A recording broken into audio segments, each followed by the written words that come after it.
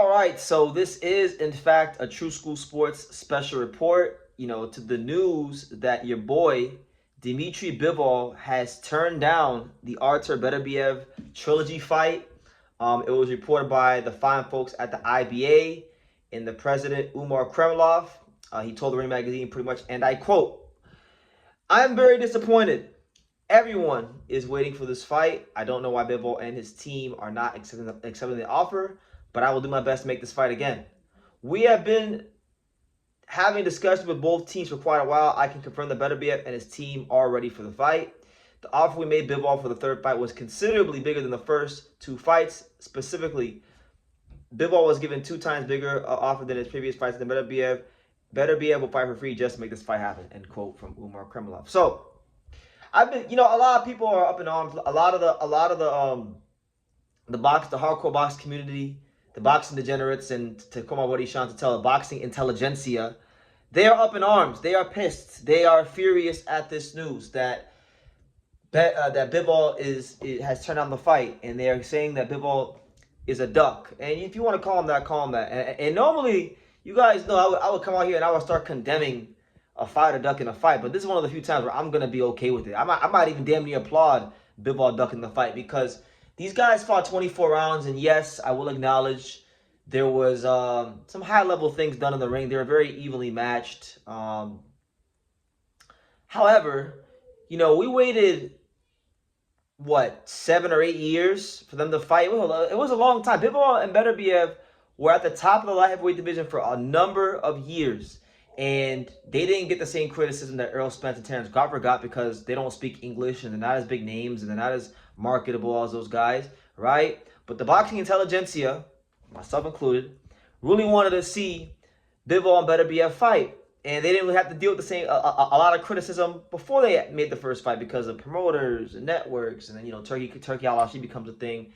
He throws a boatload of money, brings the fight to Saudi Arabia, and the 2 fights were what they were. Now, not saying the fight didn't have some high-level things. It did. There were some okay moments, but for a fight that I had pretty good expectations for, and I call it the holy grail of boxing, because Bivol and Beterbiev are 2 of my favorite fighters. Dmitry Bivol is a guy that I think is quite possibly the best pure boxer in the sport today. Artur Beterbiev is a guy that at one point in time I thought would retire undefeated, and I took my dad to New York City on Father's Day of 2022 on my own dime. I wasn't covering the fights, on my own dime as a boxing fan, to go watch him do a demolition job on Joe Smith Jr., and it was one of the greatest nights of my life.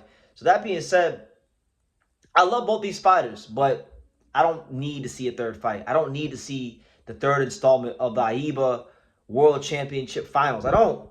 Neither one of these guys produced anything like overly special in the ring. There were two great fighters that failed to produce special moments in the ring, and sometimes that happens in boxing. It's not a condemnation on them. It's just the fact that I don't want to see the fight. And the good thing is, there's other great fights in the division, because Bivol, he was supposed to fight Benavidez last year.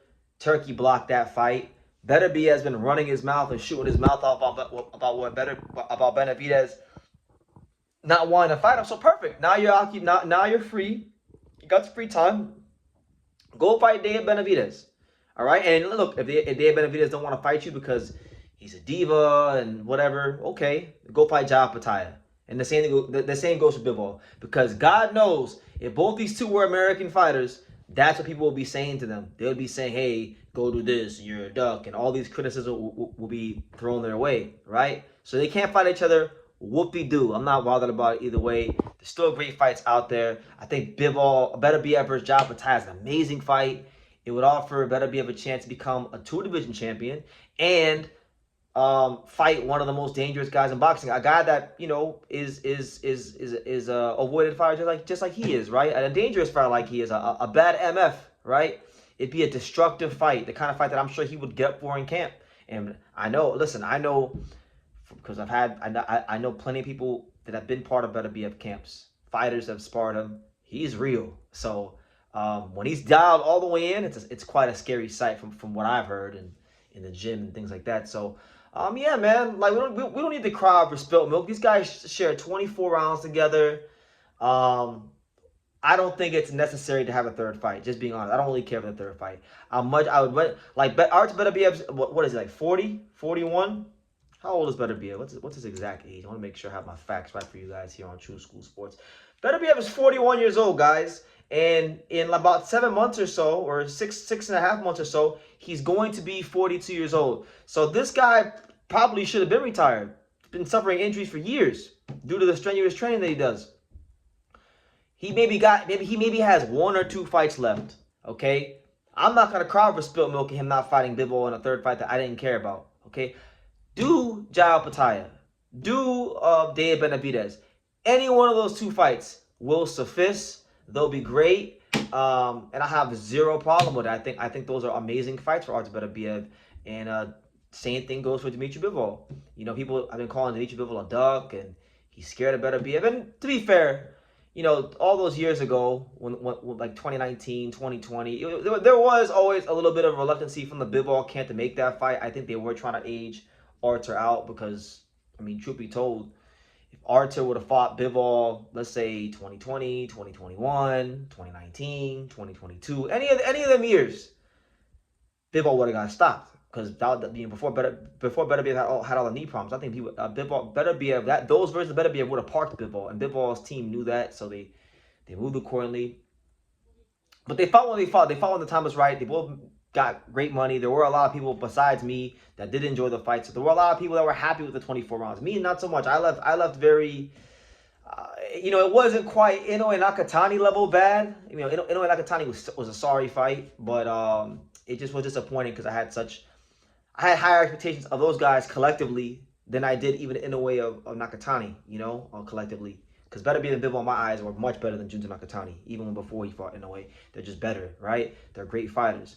Truly great fighters. So when you get 2 great fighters, oftentimes they're very evenly matched, and there's no problem with that. It's just that nobody really produced any moments of magic in the fights. And that's kind of what I was looking for, those moments that you get in the big fights.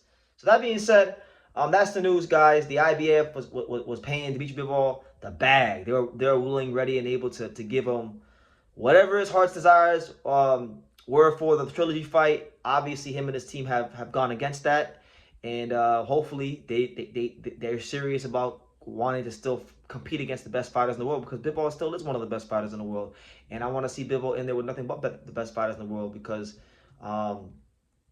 he's absolutely exceptional. So I would like to see if Bivol could tame the Mexican monster that is Dea Benavidez, because that was a fight that got blocked by Turkey. You know, we've seen Bivol just recently get off the schneid or get off the inactivity by fighting Michael Eifert, so the cobwebs are off. The ring rust is gone. He's done dusted everything off. There's no reason to take another tune-up fight or fight against another, you know, lesser fighter. I think the Dea Benavidez fight makes a lot of sense for Bivol, and that would be a treat for the boxing fans. You understand? And my thing is, if you're part of the hardcore boxing community or the boxing intelligentsia, as Sean Tatel says, and you're up in arms about this, please don't. These guys fought 2 times already.